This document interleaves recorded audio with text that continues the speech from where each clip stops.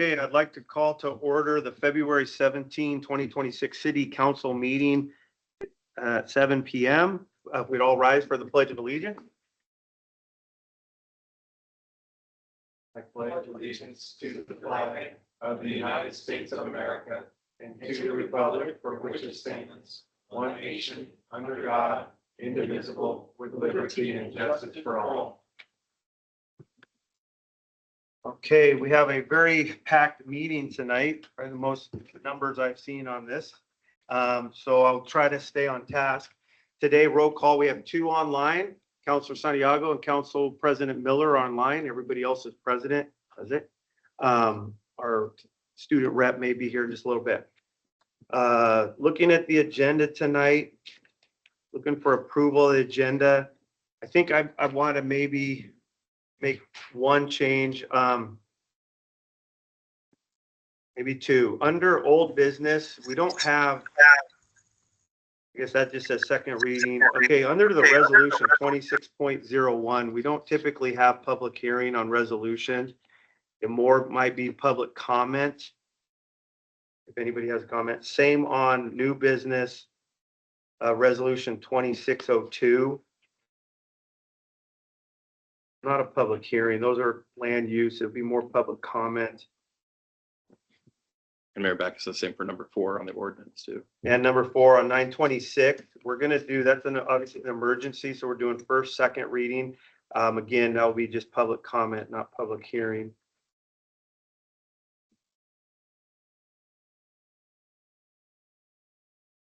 Of any other things we need to change.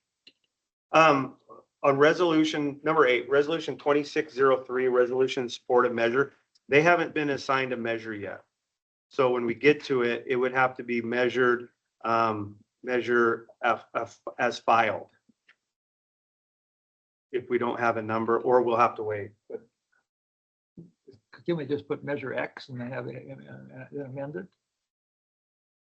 we'll discuss that when we get there. Okay.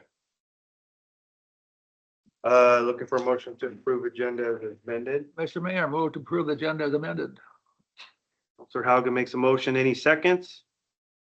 Second. Second by Counselor Ryuta. Any more discussion? Seeing none. All those in favor state by saying aye. Aye. Aye. Opposed? Motion carries. Public comment is placed on the agenda where public is invited to speak to council regarding any matter not on the agenda and not scheduled for a public hearing.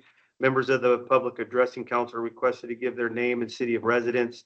Please try not to repeat questions to allow for more speakers. Speakers will limit their testimony to 5 minutes, as we are limited to 30 minutes in total for all public comment. I do have 4 here, so I will start with Professor Don Land.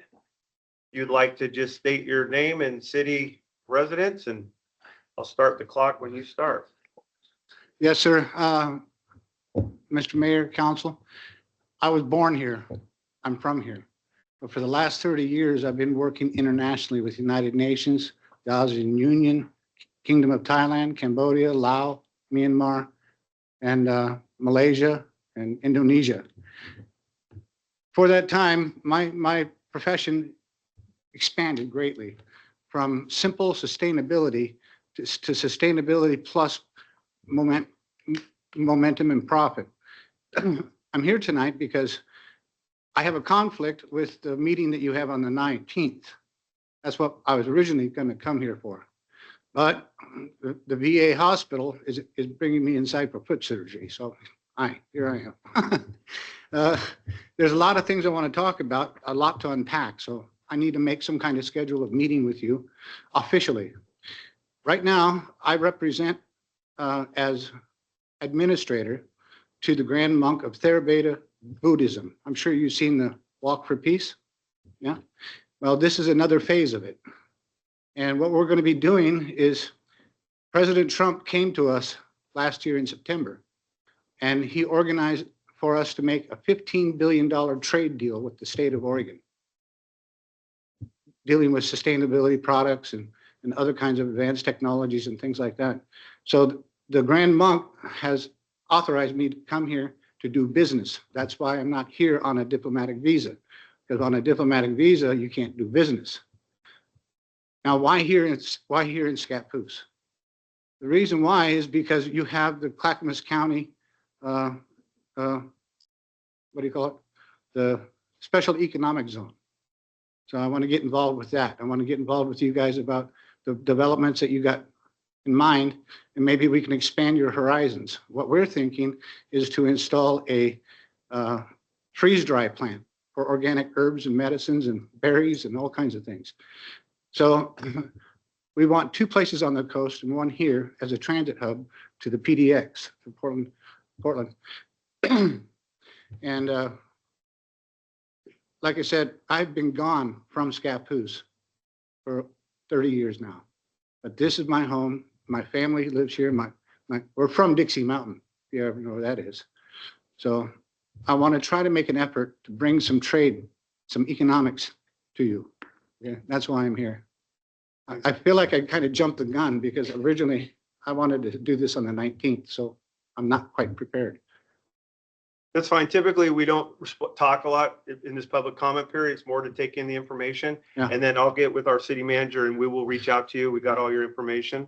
Yeah, I have that prepared for you right here. Yeah. Yeah, great. Just hand it to Ben and we'll get it handed out and we'll be in contact. We'll set up a meeting. So, Mr. Land, did I understand that you're currently working for the State Department, U.S. State Department? No, not the State Department. I worked until his death. I worked for King Bhumipol Adulyadej of Thailand, Okay, and then the United Nations with the International Narcotics Council, and then moved over to the ASEAN Union. Then I got summoned by Malaysia to help them end the death penalty for cannabis, and then Indonesia. That's what I do. okay. But where do you currently reside then? Well, I'm back where I was born and raised up on Dixie Mountain. Okay, so you're in the area then. Yeah, for a while, Okay, but my permanent residence is in Thailand. okay, great. Thank you. Yeah. Thanks for being here. Thank you. And do we have your contact information on? Yeah, we got an email and a phone number. Perfect. Go ahead. Oh, I think we got it. That's fine. Okay, Leela Vaga. Verizon. Hi, my name is Leela Vaga. I am a resident of Portland, Oregon. I work for the Wireless Policy Group, and I'm here today on behalf of Verizon. I wanted to just comment on a couple items having to do with agenda item number 2 and the amendments to Title 3 and 13. Verizon did submit a detailed comment letter on February 10th. I understand you've received that. Just to clarify a detail that was asked at the previous hearing, this would show up, the privilege tax would show up as a surcharge on customer bills. I know that was a question. Wanted to make sure we answered that question for you. Aside from that, just wanted to explain really briefly that Verizon's position on this is essentially that applying a privilege tax of this nature that is tied to use of the right-of-way to wireless facilities that are not in the right-of-way, because those facilities utilize utility services to operate, is something that we consider a new privilege tax on the wireless industry, and it is our position that that is preempted by Oregon state law. So that is detailed in the comment letter. I won't go into detail on that. I'll just say that drawing wireless investment into the communities, drawing investment in that infrastructure is an important part of evolving our economy and about keeping up with just really how people are living and working today, especially with remote school, remote work, just how many devices, especially health devices, are now connected online. And the federal government over the past few decades has consistently been passing policies to try to reduce the costs and the amount of administration involved in bringing more wireless infrastructure into our communities. In a town like Scappoose, it's unlikely that there would be a clamor for sites in the right-of-way anytime soon. We do put small wireless infrastructure in the right-of-way. In some places, like near my home in Portland, we put larger communications facilities in the right-of-way. That's not common in a community that's more rural in nature like this one. What we do is serve this community through sites on private property. And those sites are subject to private property leases, and traditionally wireless is not considered a utility, at least under Oregon state law. It's regulated separately, regulated differently. So that wireless macro facility on private property does utilize power service and fiber optic connectivity from third-party providers and pays for those services. But it's just not been typical for those to be considered utilities and subject to privilege taxes when those taxes are specific to use of the right of way. So that's in a nutshell Verizon's position. Wireless is a very technical topic. I am a subject matter expert with more than 20 years of experience in siting and policy in the wireless industry. So if you have any questions, I love talking about wireless and I'm happy to answer them. And with that, I will give you some time. Thank you very much for listening. I really appreciate it. And thank you to the warm welcome from everybody in this room. I mean, really, I appreciate that so much.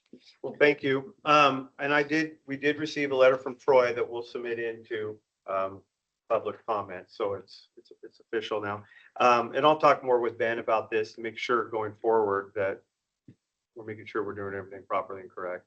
Thank you. Appreciate that. Thank you. Thank you. And I'm sure we'll talk about it a little bit more as we come up. Number 3. Okay, Jason Moon. Come on down.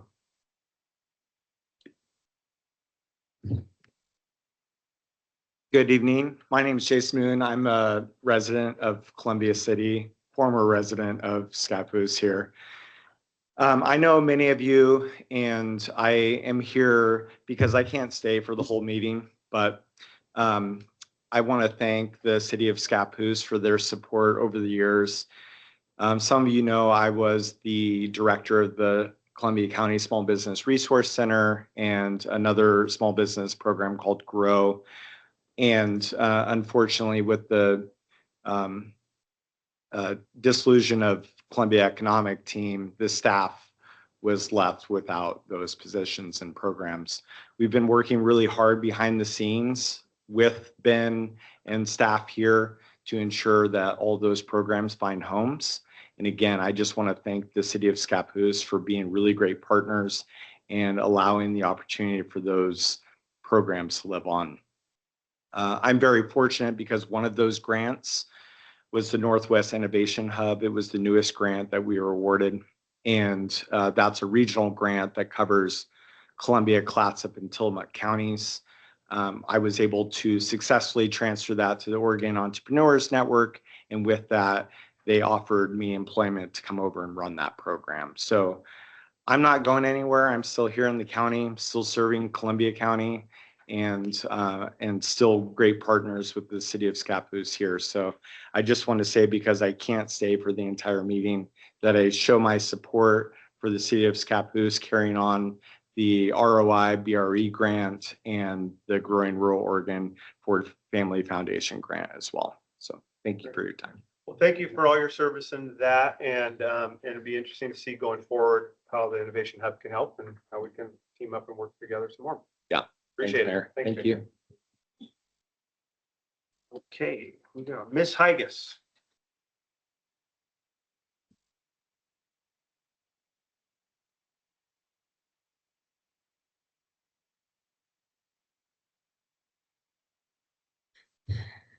Mayor and council members, my name is Alicia Higas and I'm a resident of Scappoose.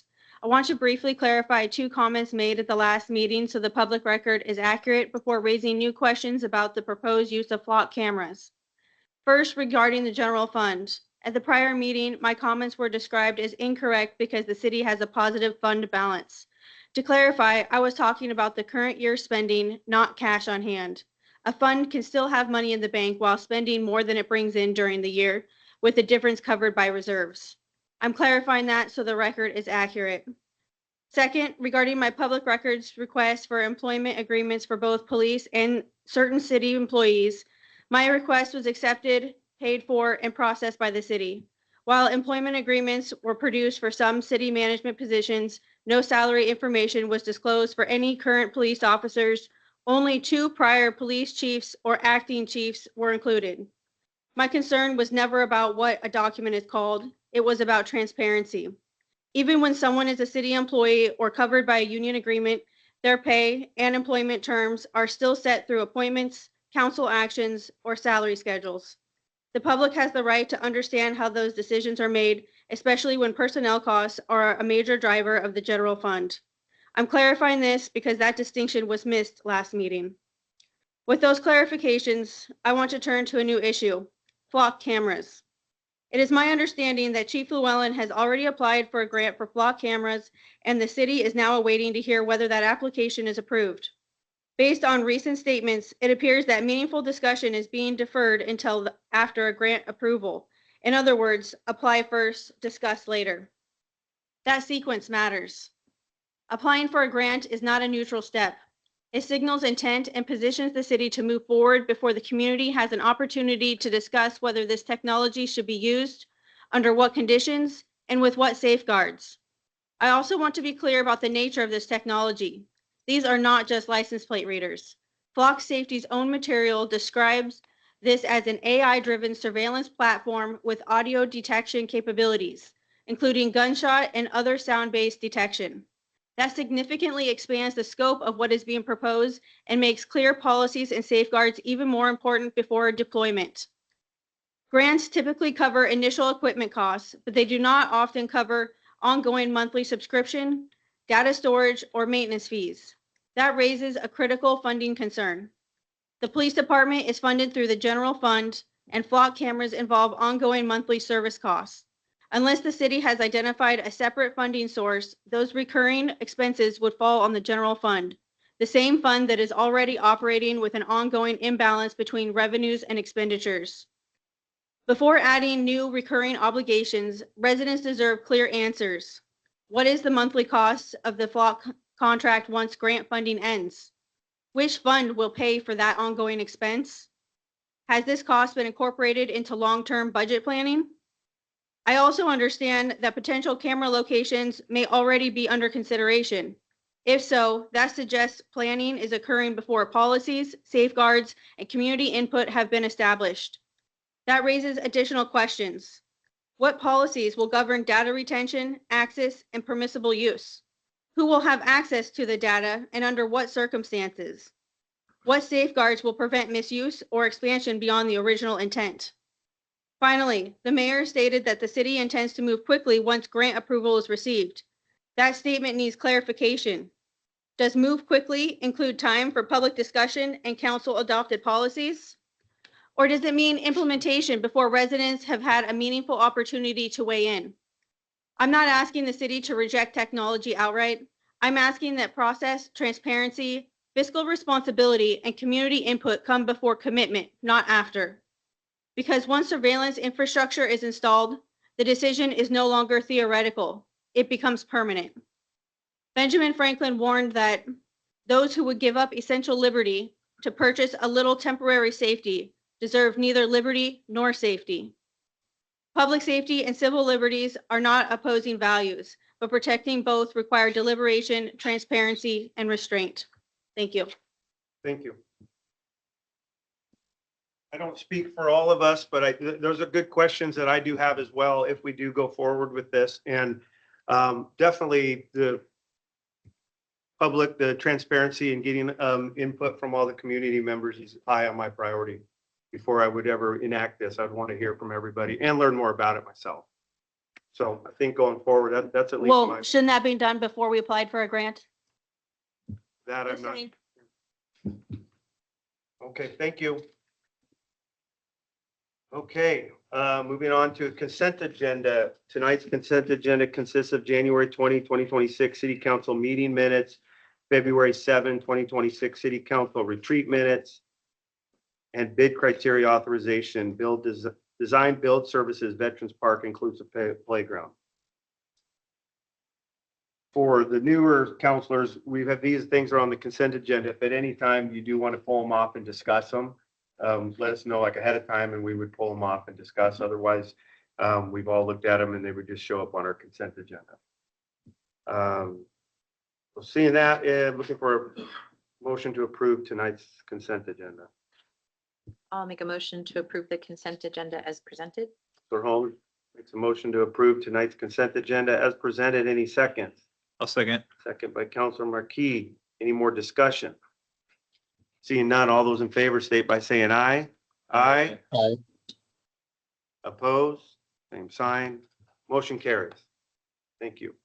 Okay, back to old business. Ordinance number 925, which is an ordinance amending Title 3 and 13 of the Scappoose Municipal Code and add chapters 13.36 utility use of public right-of-ways and to amend chapter 3.08 public utility taxes. We've had a discussion, we've had public comment, we've had a motion and a second. This is a second reading. So I'll open up to any further discussion. Anybody have any further questions, any new information come up, Ben, that come up since our last meeting? No, I mean, Verizon submitted their comments. You guys received that. It's in the packet. Nancy had a chance to review those as well. She's on the phone or on the Teams meeting with us as well. She's here if you have any questions for her. Once again, the actual ordinance that we're looking at amending today is not quite what the comments were directed at. They're more the interpretation of what the privilege tax is used for and where we do that. That would apply whether we keep this amendment or do away with this. That still stands our privilege tax from the 90s that was put in there. Would still be looking at or considering what to do with that if that applies the same way it does to our other telecommunications providers, which there was a question last time asked, how many? There were 10 different providers that do not have franchise agreements with us that currently understand use to be they're using the fiber even though they do not own the fiber there. I have a list here. We could go through those, but we do have 10 other providers that understand that the same way that we're providing and presenting this. They may not be wireless specific. Some do offer wireless in there as well as possibly one of their lines of business. I don't know if they pay on that portion yet or not, but for sure on the telecommunication side with the internet, broadband, other providers that use fiber to provide other people's fibers to provide their service, they've been understanding that use means they're using that fiber even though they may not own it. Anything else, Nancy, in response or? No, I think you covered it. And I mean, if there's any questions, I'm happy to answer them. So as I understand it, I mean, the ordinance, the concern that we've heard doesn't really relate to this ordinance per se. It's Specifically not the adjustments we're making, just so how we would interpret what that means with this ordinance or without the update and with our current ordinance, yes. so okay. Yeah, this is mostly our ordinance that we have presented here that was read last time. As a reminder, it's adjusting our fee from 5 to 7 and creating a consistent franchise agreement process that relates back to our privilege tax for those to do more of a licensing compared to having to do a new franchise agreement every single time. Although it still allows the council to use franchise agreements as needed, but it just makes a more seamless, streamlined process for us to be consistent for all providers. Is the way that we've adjusted that. Any more discussion? Thank you, Nancy. Moving on then, we've had a first and a second and some more discussion. So seeing no more discussion, I would ask all those in favor state by saying aye. Aye. Aye. Aye. Opposed? Motion carries. And so with that, we talked resolution number 2601, a resolution amending the fees and charges for the city of Scappoose adopted by resolution 2510. So with this ordinance now, this resolution goes with that.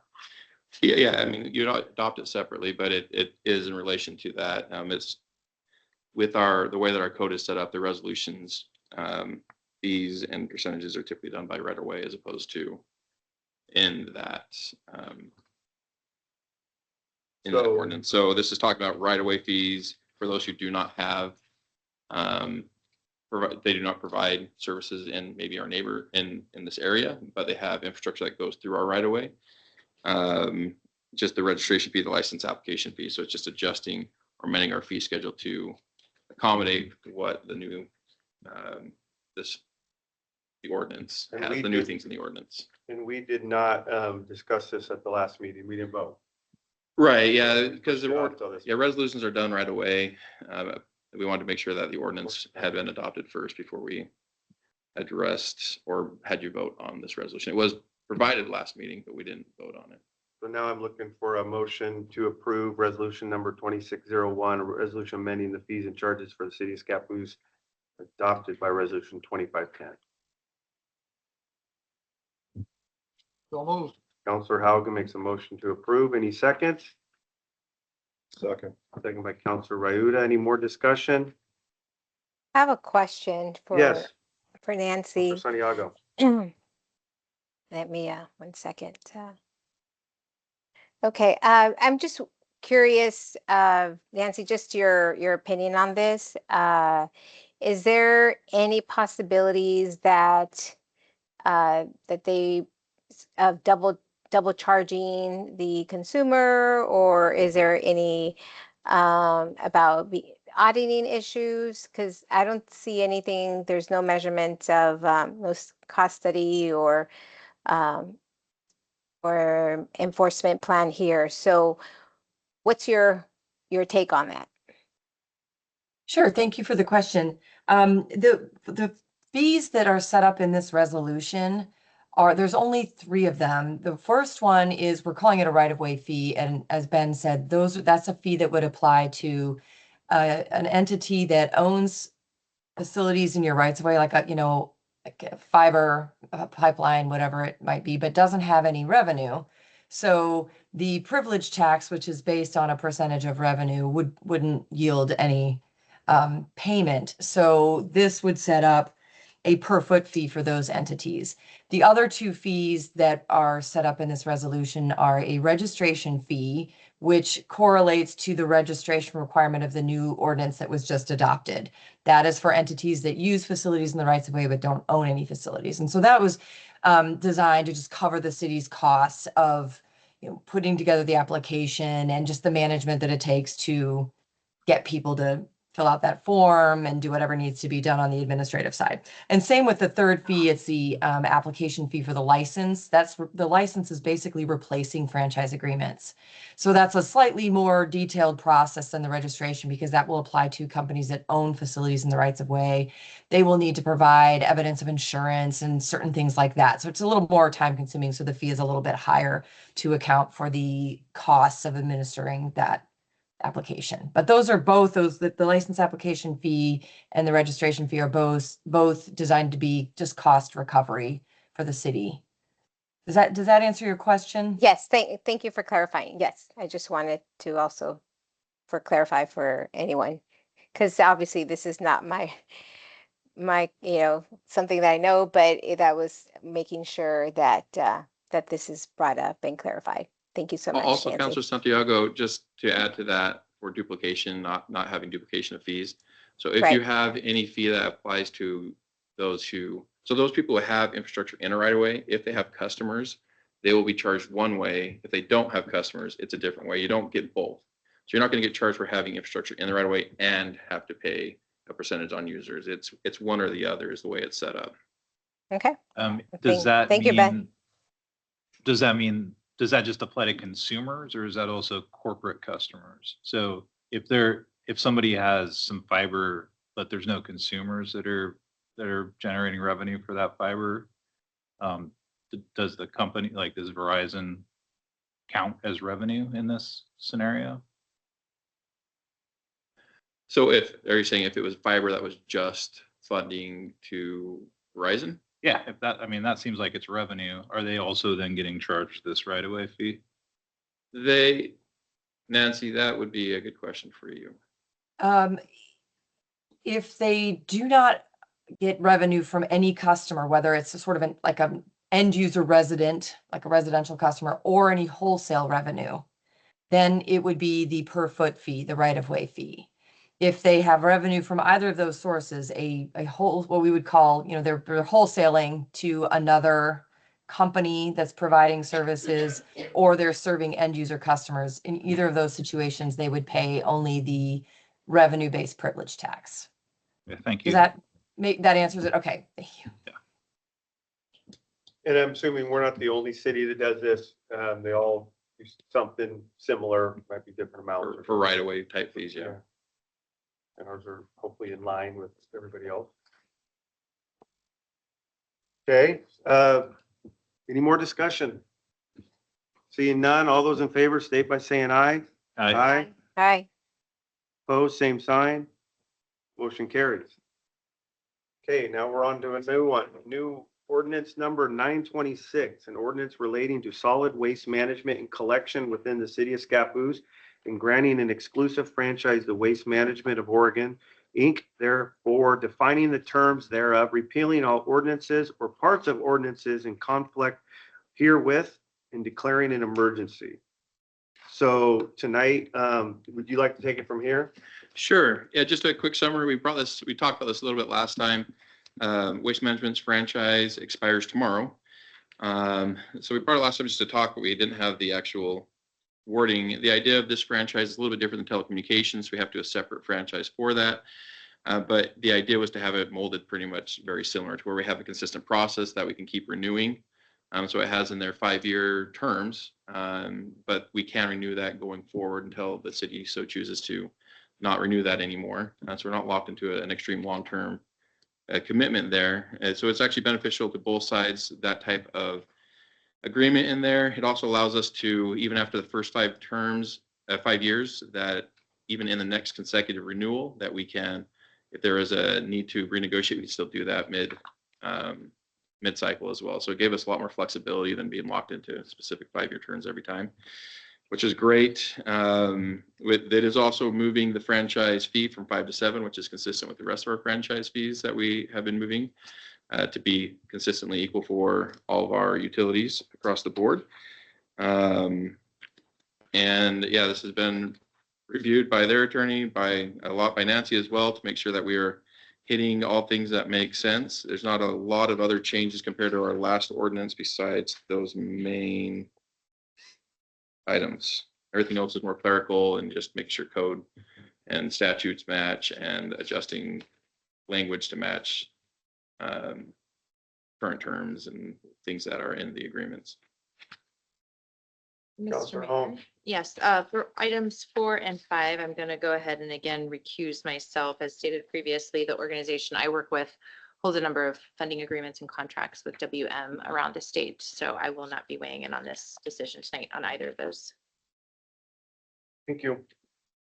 Normally, when we have time, you would have a first reading and then a next meeting, a second reading, and then normally ordinances then go in 30 days after that. Right. But because our contract expires tomorrow, we're asking to declare an emergency to do first and second reading and approval all in one night. Right.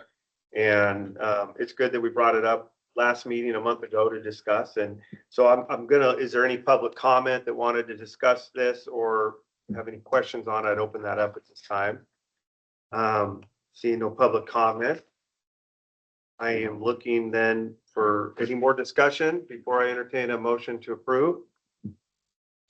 Mayor, I apologize for interrupting, but the solid waste management ordinance that the city has sets up a solid waste advisory committee that is supposed to, I don't have the word in front of me, but consider and recommend new franchise or renewed franchise agreements and changes in the rates. And the council is allowed to act as the solid waste advisory committee. So Ben, correct me if you had a different understanding, but I believe that the council was going to first act as the solid waste advisory committee to recommend the renewed franchise. And then you can also discuss the rates that are the resolution that comes next. And then vote as the city council. Ben, did you have a different idea of the process? I don't know, we can follow that process. Yeah, that is what the code talks about, that they can act in that capacity. And that's, we don't have a separate solid waste advisory commission, so they would default into that role. So yeah, we could. I just think we want to make it clear on the that record way. that you are also acting Right. as the solid waste advisory committee tonight for purposes of, I think it's chapter 8.16. Regarding 8.16, we're acting as a solid waste advisory committee. Add to my resume. There you go. Thank you, Nancy. And I think, sorry, Mayor, to interrupt again, Go I ahead. think it's fine to just say, as the solid waste advisory committee, you recommend that the council move forward on the proposed renewed franchise, because I think you want to vote as the council as Separately, well, yeah. if that makes any Yeah. sense. I know it's kind of honestly, it's unclear in the code. I just want to make sure we've checked all the boxes. And so I think it's probably the safest course to just make a recommendation as a solid waste advisory committee, then come back and vote as the city council, even though I understand you're the same body. But I think as I read the ordinance, arguably you need to do, both steps. Ben, please, if you have a different reading. No, no, you're right. You had that in the staff report. I skipped over that in my update, but that's probably the best route based off the way the code is written. Do you have is it a third vote then first to recommend? Yeah, I would just recommend it and then go through the other readings. Is there a It's reading that would be best? probably, as Nancy mentioned, that As a solid waste advisory committee member, I recommend, I make a motion that we entertain this ordinance, that we sure that we Recommend recommend. Recommend the renewed recommend that the franchise. council vote on this ordinance. Yeah. Mr. Mayor, Yeah. can't we just lump these together? I move council acting as the solid waste advisory committee, just to put that parenthetically into that statement. Doesn't that cover the bases? I You think my made a concern motion is that if the you're, council works as advisory solid waste advisory committee. Yeah, like, for example, I move council acting as the solid waste advisory committee and acting as a solid waste advisory committee, blah, blah, blah, blah. Does not that cover the base that way? I think my concern is that we want to make sure you've taken an action as the advisory committee and then also taken an action as a council. You could probably put them together in the same motion and say we're acting as the solid waste advisory committee and then also as the council. I just think it's maybe a little bit easier to just, as a solid waste advisory council recommend, or committee, I'm sorry, recommend the renewed franchise. And as I said, you also are supposed to recommend the rate increases, which is also on the agenda. So I would suggest the motion would be that acting as a solid waste advisory committee, you recommend that the council approve the renewed franchise and the rate increase. Vote on that, and then you can vote as the council. I realize it's duplicative and maybe overkill, but I would rather do a little bit of overkill than have somebody feel like the process wasn't correct. Okay, thank you. So acting as a solid waste advisory committee, I recommend that we recommend to renew this franchise agreement. To approve the rate increase and to approve the franchise agreement. Approve rate increase and franchise agreement with Waste Management. Okay. So I'm looking for a motion to approve that acting as a solid waste advisory, that we recommend this renewed franchise to approve the rate and franchise agreement with Waste Management. So move. Councilor Haugen makes a motion. Any second? Second. Councilor Marquis makes a second. Any more discussion? All those in favor state by saying aye. Aye. Opposed? I'll get that better for you, Susan, exactly what I have here. But moving forward then, now that brings us to ordinance number 926, correct? So Right. now we're looking as a council to vote on 926. I have a motion to approve ordinance 926. Yeah, I move council approve ordinance 926 as written and declare that the franchise ordinance is necessary for the immediate preservation of the public peace, health, and safety of the residents of the city, and therefore an emergency is declared to exist, and the ordinance shall be effective upon the date of its adoption. I have a motion by Councilor Marquis to approve. Second by Councilor Ryuda. Any more discussion? Are we supposed to, Nancy, did you say that we're supposed to indicate what those rates are? Is it at this point or before or after? The rates Right will be after the this, next we'll vote on- item. The look next at one, the next one. Okay, Yeah. all right, thank you. Okay, we have a motion and a second.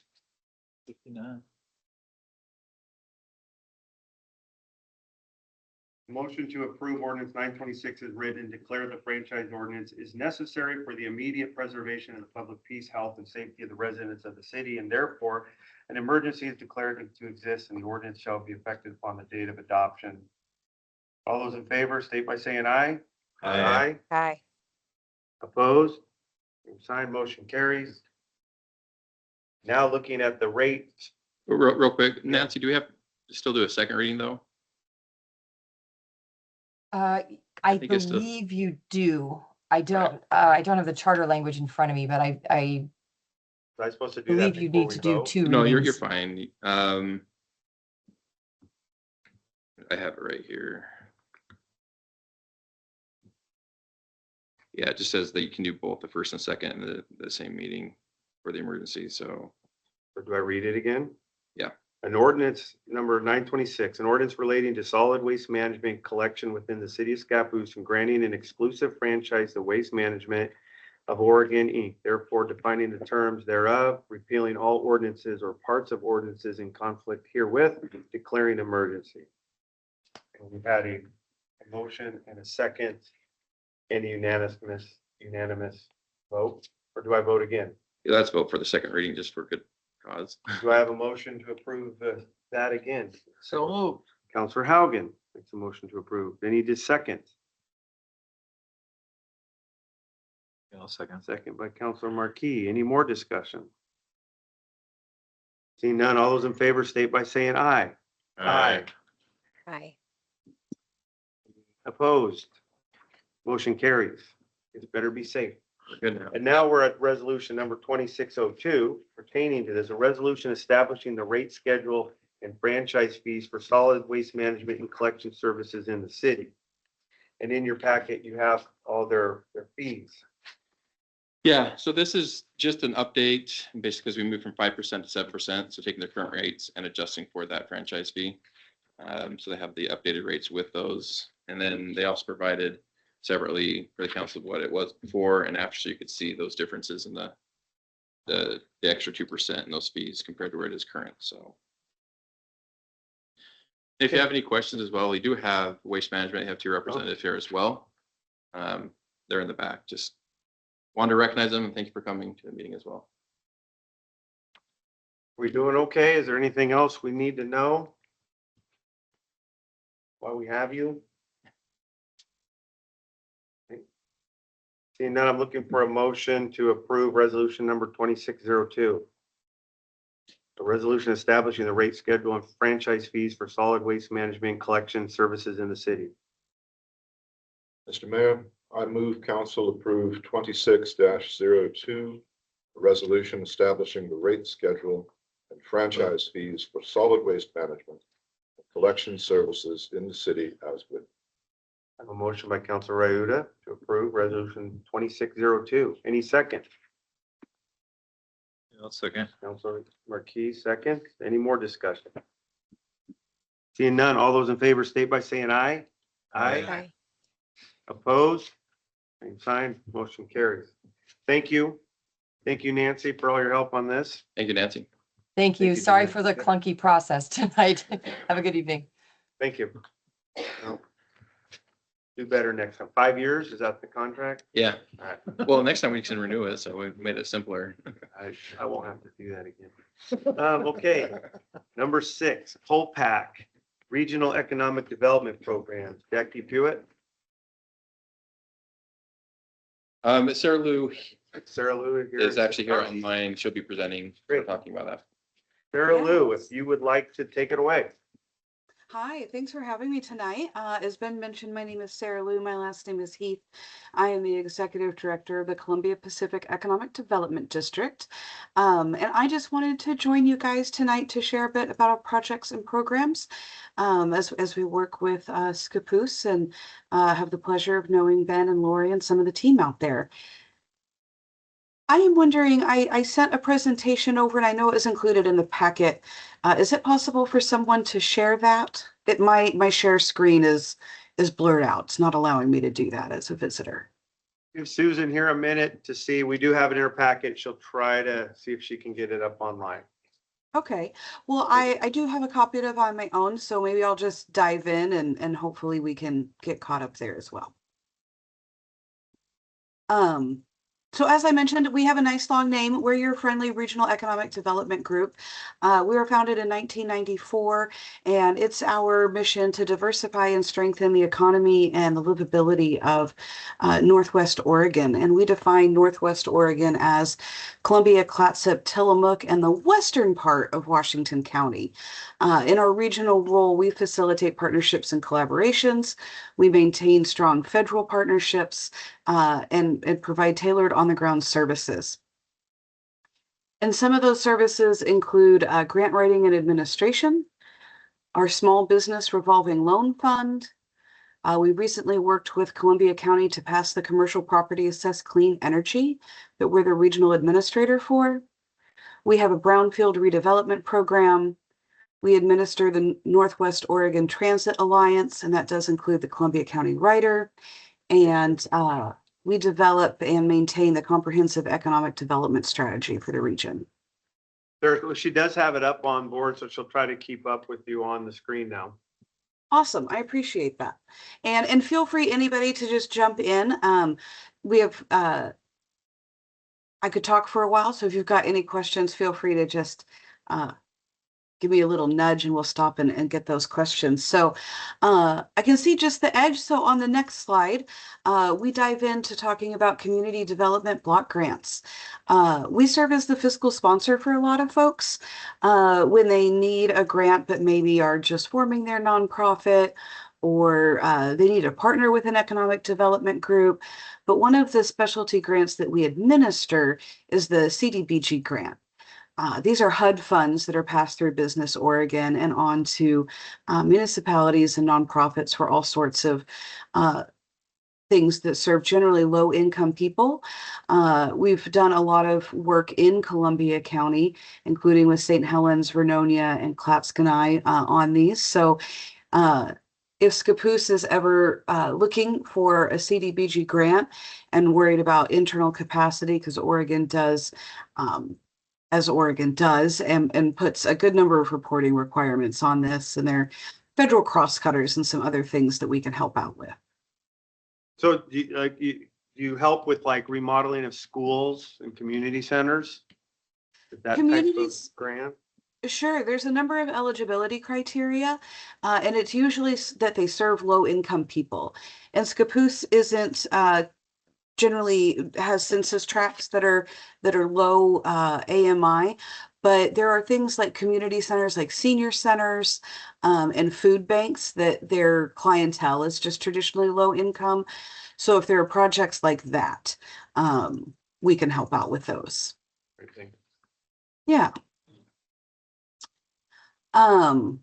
We also manage a revolving loan fund for small businesses. This is something that Colpac has been doing for quite some time. In the last couple of years, we've recapitalized this. So we have about $700,000 in funding available.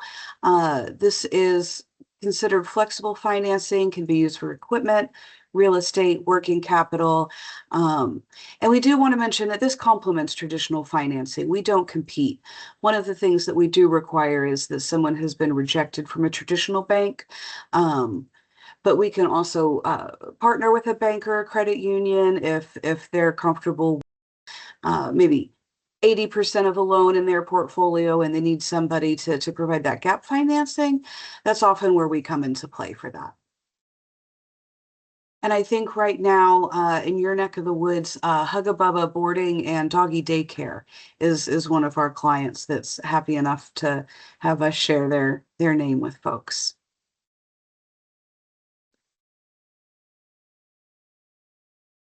And a new project that I wanted to talk about is called CPACE. I mentioned it's the Commercial Property Assessed Clean Energy Program.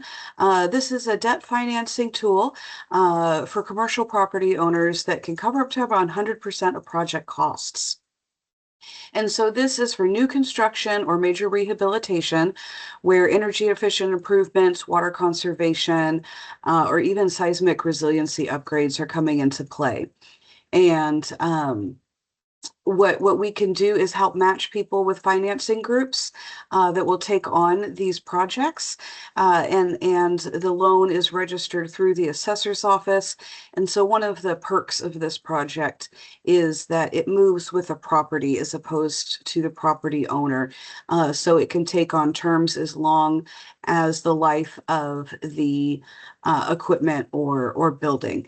This can also be used for multifamily housing development. And that's one of the reasons that we brought the tool to play was to help give some of our housing developers more tools than had existed before. On the next slide, you'll see a mention of the North- Jackie, a quick question. So where Yes. does your funding come from for the CPACE program? There are a number of investors across the country that we are have the ability to be in touch with, and it's the actual investor groups that will choose projects that they want to work with. For example, CPACE Capital out of I believe it's San Francisco. We've been looking at matching them with some projects in Clatsop County. So it's a private investment and private developer. Okay, thank you. Yes, absolutely. Just quickly on the Northwest Oregon Transit Alliance, this is a group of 5 transit agencies. So that's the Columbia County Rider, there where you guys are, Sunset Empire Transportation in Clatsop County, Tillamook Transportation District, the Lincoln County Transit, and then Benton Area Transit. Together, these 5 groups provide seamless service between agencies from coast to valley and up and down the coast. We have a shared website that has an interactive trip planner. They share policies, including like bike policies and pet policies, so folks don't have to adjust everything when they're traveling throughout the region. And we gain efficiencies on websites and technologies, as well as we've done projects together on construction of bus stops or even sanitation equipment during the pandemic. So we get that group together monthly. And we're also expanding our work in transportation. We've taken on the Transportation Options Program, which is an effort that the FTA funds through ODOT, and then ODOT contracts with regional service providers throughout the state. We're going to get to work with employers and destinations to improve commute options. That's carpooling and van pooling, do construction mitigation work. So if you've got a big ODOT project coming that's going to affect businesses, we can engage with outreach and consumer messaging, and then also have the ability to work on walkability and last mile transportation options. All of the communities in Northwest Oregon are pretty small and fairly rural communities where we know that the transit systems are not hugely robust. And so if we can provide other community options, whether that's safe routes and last mile transit like bicycles or dial-a-ride, those types of options. And so we're just launching this, and we're excited to start the work in this arena. Hey, Sarah, I have a Yes. question. So who can qualify for this transportation option? Is it public, private, businesses, public agencies? Who exactly is this program for specifically? Well, the mission of the program is to reduce the number of reduce the number of single occupancy vehicle trips. And so we have the ability to work with all of the people that you just mentioned, as long as the goal is to have fewer people alone in their cars. And so Okay, thank you. yeah. And that can mean all sorts of things. A lot of people work strictly with employers. We also have a lot of tourism destinations in the region, so we'll probably work with destinations and employers. Also, schools are kind of on our target list, engaging the youth in different options to get to school and other needs they have. Also wanted to chat briefly about our brownfield land redevelopment program. As many of you probably know, brownfields are any properties that aren't living up to their full potential due to contamination or even the perceived contamination. Sometimes communities will see maybe an old seed processing facility sit fallow for many years, and rumors might start, oh, it's contaminated.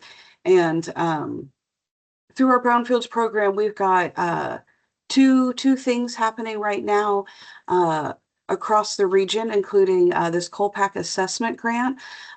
We have about a little over $1 million to help with assessments. That's phase 1 and phase 2 assessments, as well as redevelopment planning. And we have engaged with Lori and Ben about some options for Scappoose moving forward.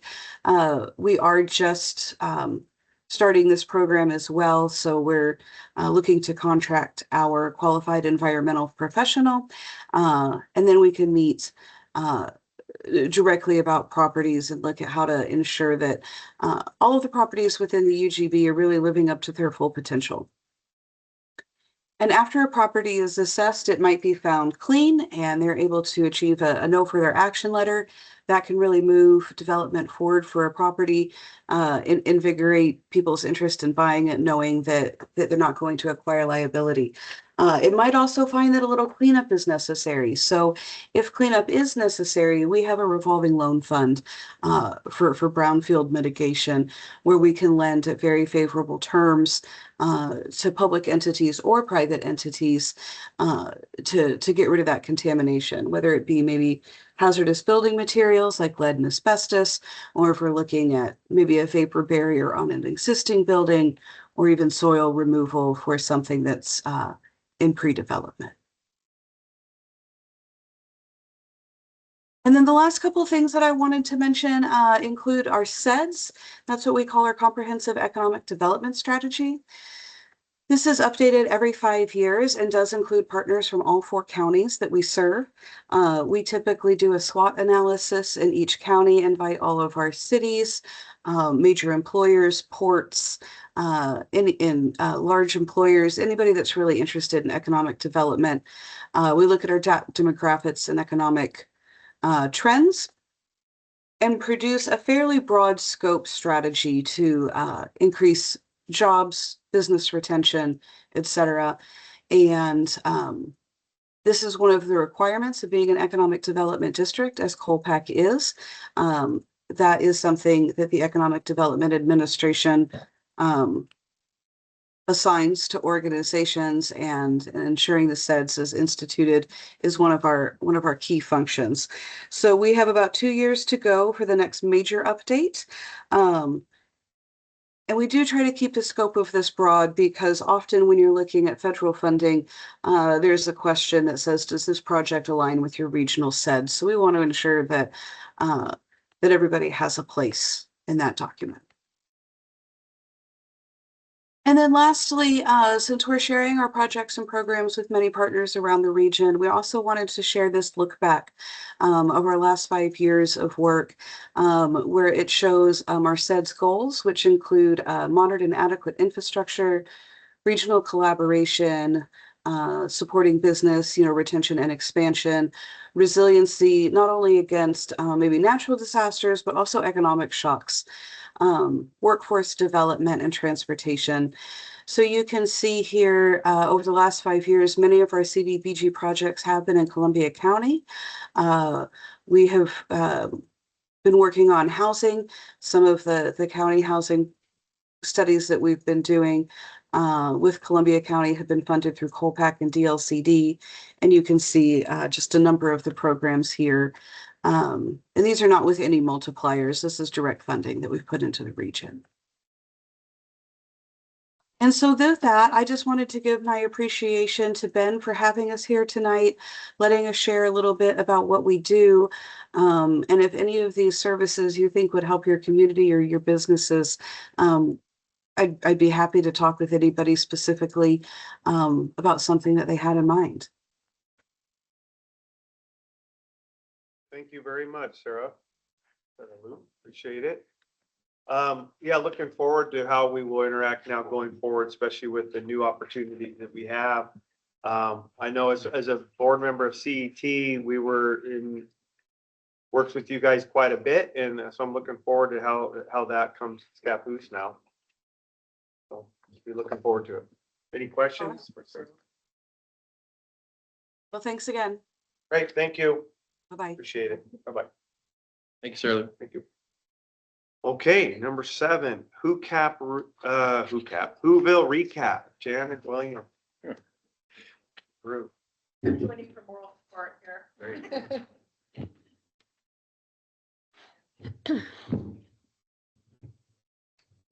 Good evening, Mayor and members of the council. Thank you for the opportunity to speak with you tonight. My name is Janet Williams, and I serve as president of the Scappoose Historical Society. We are creators of Whoville at the Watts House, now entering our 4th year. Each year, Whoville has grown bigger and better thanks to our dedicated volunteers who bring the unique Seuss-inspired designs to life with remarkable creativity and heart. This event has become a true point of pride, not only for our volunteers, but for our entire community. That is why I'm here this evening to share the results from 2025. And that includes the typos on the results from 2025. We do know how to spell Kuwait. Enlarge it a little. The most powerful results cannot be measured on a spreadsheet. They come from guests who say things like, I came all the way from California to see this. Or I've lived here. We hear this a lot. I've lived here my entire life and I've never been in the Watts House. I think we probably hear that every night that we're open. Through Whoville, we're fulfilling our mission, bringing Scappoose past and present together in a way that welcomes, engages, and inspires our community. As you can see up there, you know, we started out with, actually Christmas of 2022 was not Whoville, and we probably had 100 visitors, and we had the house shut down for 3 months to decorate it. When we switched to Whoville in 2023, we had over 3,000 visitors, 2024, over 4,000, and last year, 6,300 visitors came through. We had a lot of special guests. We had core explorers from, I believe, Channel 6. We had Mayor Backus dressed as a mayor. The Scappoose police showed up on opening night, chasing the Grinch, which was a lot of fun. And we've had visitors from all over. We have a family from Kuwait who times their visit here now to see Whoville. They went through 3 or 4 times. All different states, all different counties, cities, and people just seem to really love it. So we had probably also, I want to let you know, we had more volunteers this year, about 60 volunteers that helped put it all together. It takes about 8 weeks to put it together. And then we were open all the month of December and part of January, actually, this year. We had a huge presence on social media. 255,000 Facebook views. We had 3 news stations, radio. We had news coverage in Seattle, like partner stations in all different states across the US that showed Whoville and Scappoose. So as we look ahead, we see tremendous opportunity for continued growth, but we can't do it alone. Whoville has proven that when volunteers, nonprofits, and the city work together, we create something far greater than an event. We create connection, economic activity, and community pride. We're asking for your continued partnership and support so that we can build on this momentum, expand our reach, and ensure that the Watts House remains a vibrant gathering place for generations to come. Together, we can continue bringing history to life in a way that reflects the heart and the spirit of Scappoose. Thank you. Thank you. Is Are you decorating this year? Yep. The new idea is in motion, trust me. I talk about it daily. My name is Lindsay Wilson, and I'm with the Port, but I'm here as a citizen and volunteer of the Historical Society. And it's funny, we had dinner before we came over here, and I saw a friend, and he said, oh, what are you guys doing? Having a mother-daughter dinner? And I said, oh, we're going to City Council to talk about Whoville. And I turned to his daughter, and her eyes lit up. It was a lovely moment, and that's what I saw working the front entrance at Whoville over the course of the month. And I just thank you guys so much for your support. Mayor Backus for showing up with the eyebrows and all, and yeah, all of the support we've gained from Scappoose. Thank you. Thank you. I've heard a lot of good things, seen on TV. It's really good. My family, they come in, go through several times. Every room is different. Several times you go in, you got to go in a couple times. There's so many things you miss. So really appreciate it. And hopefully I can do more as we move forward. It's a busy time of year, but it always is a busy time of year, I'm sure. So we'll try to do more next year. Thank you, everyone. So Janet, did I hear that right? You had 255,000 Facebook looks? Yeah. Wow. Okay. Thank you. Thank you. Faster than I thought. Okay, now we're joined by Jolene, Jeff Weiss with the Scappoose Library. We were entertaining resolution 2603, a resolution in support of measure tax levy measure as filed, which is a measure brought by the elected board of the Scappoose Public Library for a 5-year option levy, tax levy. I think it is in our book. We wrote one. We've been waiting for an assigned number by the county so we can be real specific in our resolution. I think everything else is accurate and correct. It is a 5-year tax levy. It's 10 cents per assessed 1,000 of assessed value. We've discussed it at a couple meetings, how the importance of the Scappoose Library. You brought up everything that you guys have done, how many people you've served, what this tax levy would go towards, what would happen if we don't have it. Are we able to still make a motion on it without a number? Do we feel comfortable supporting the Scappoose Library measure in the 2026 election for their tax levy, putting something generic in there so there's not a number? Because if we wait, we look and we don't have anything on the next agenda, we might be skipping that one or canceling that one, so it wouldn't be till late March we're going to be back in this room. I'm comfortable supporting it, whatever number it ends up being. You have a way to read it to where it's general, a resolution in support of the 2026 Measure as filed, maybe? yeah, the resolution in support of the 5-year option tax levy. Mr. Mayor, Yes, Mr. Miller. so I'd read it as a number to be assigned by the election officer of the Columbia County, and then we can explicitly authorize the library board to assign that number to our resolution. And then vote on it at that time? No, I think we can vote on it and then now add it to- because Yeah, nothing material changes. The numbers kind of immaterial in this case. So, you know, the rate, the duration, and all the facts around the measure don't change. So I think that we can vote on it this evening if council would like to. Mr. Mayor, Ben, did you ask our council if there's anything legally, if there's any legal issue here? City staff, including the council, are not able to participate in putting together any resolutions for measures, so we had to just abstain from participation or giving advice on yeah, it. this is all on us as a council. I don't have a problem. It seems, from my experience, that you could just put in blank or X or whatever you want to do and just pass this, and then we can amend that at our next meeting. That would be a simple process. Yeah. Oh, So, okay. so along with Tyler was saying. Yeah. So Tyler, are you saying that it doesn't have to match the number doesn't have to match what's on the ballot?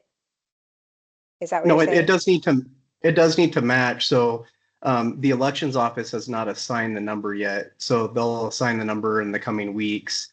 But it doesn't change what we're supporting or the rate or anything else. So I think council can move to approve support of the resolution. And then we can write in the resolution number as the county assigns as soon as it is assigned.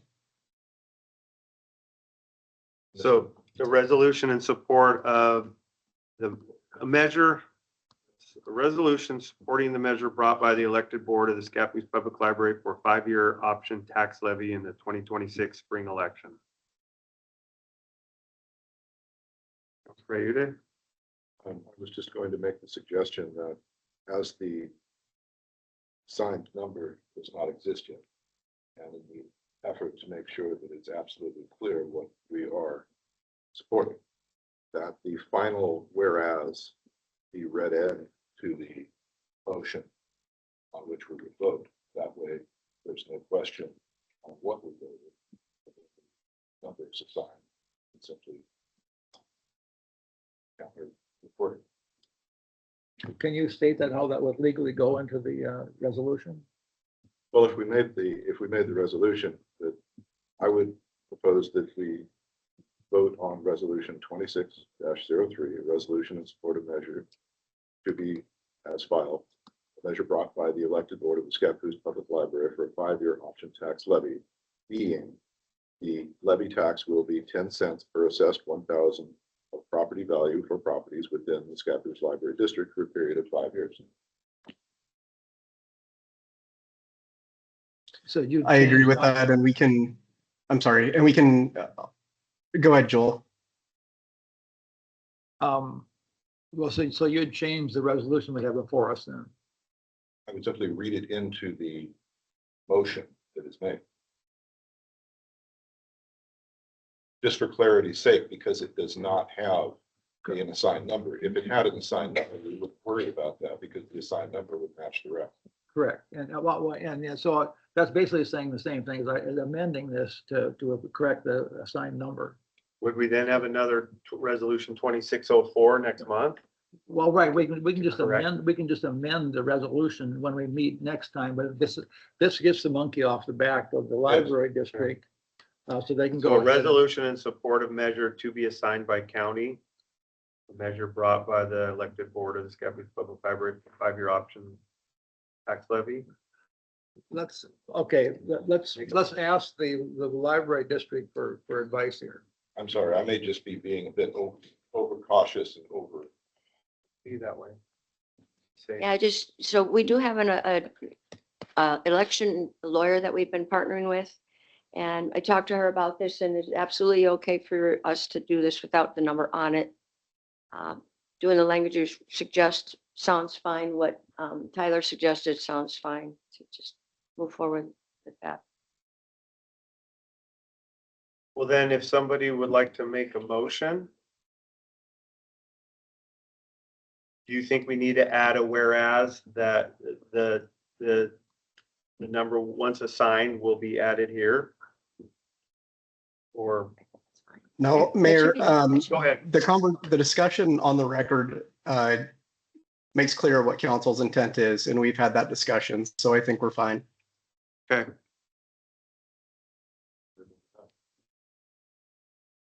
And then, in a month, if we feel that we need to do anything at that time, we can adjust or amend it.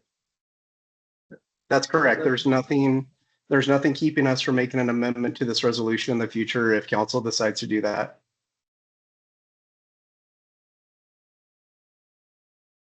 So, Mr. Mayor, I move we approve resolution 26-03.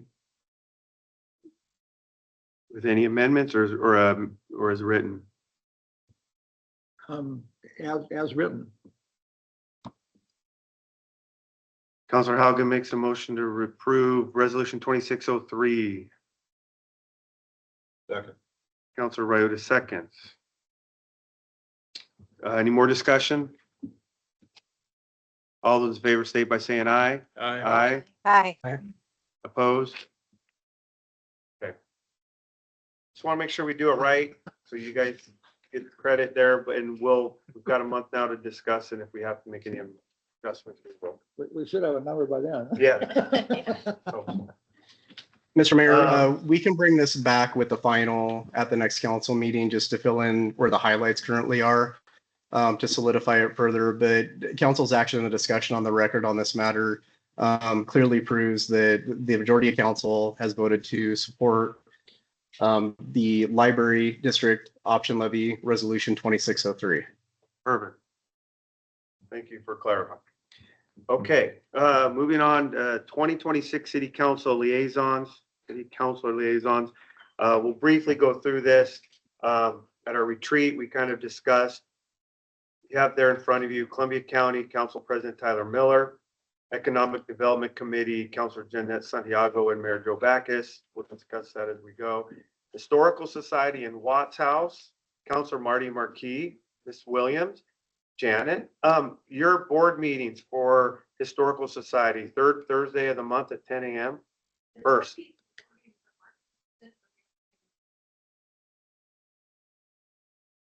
Oftentimes we have them Thursday morning for regular meetings and then We'll get Marty as our liaison now. So, Hey, um, we'll see you on Thursday. And then he'll give you information to keep them updated for when the change.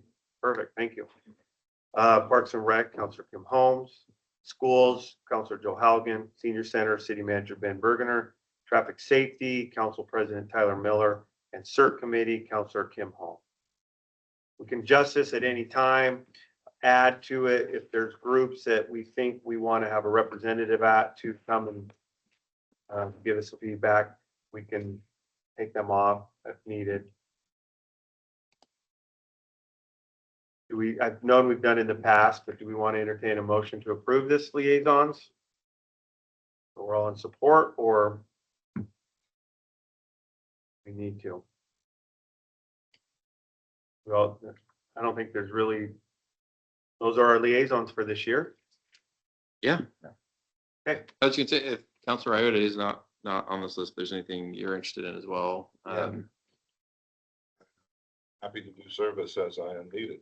We will try to, we'll look, come up with your interests, what groups are out there, where you think a counselor would benefit, us learning about what they're doing and going forward, and maybe we can even use a group. So we'll try to find something that works around your schedule for one. Some of these meet at Thursday at noon, some of them are weekends, some of them are at night. So find one that works. Okay. Thank you. Moving on to ROI and BRE grant. City Manager Ben Bergener, I'll let you explain what those acronyms all mean. All right. Thank you, Mayor Backus. Yeah, we've had this discussion on a couple of prior council meetings. It's been a quick couple of months since the CET or the Columbia Economic Team announced their intent to dissolve. So since mid-January, well, we've been working since mid-December, but it was the direction most likely that Scappoose would be taking on the ROI BRE grant. We're working with Business Oregon to make that happen, work through some of their agreements, see if they could transfer it from CET to us. The ROI stands for Rural Opportunity Initiative, BRE, the Business Retention and Expansion.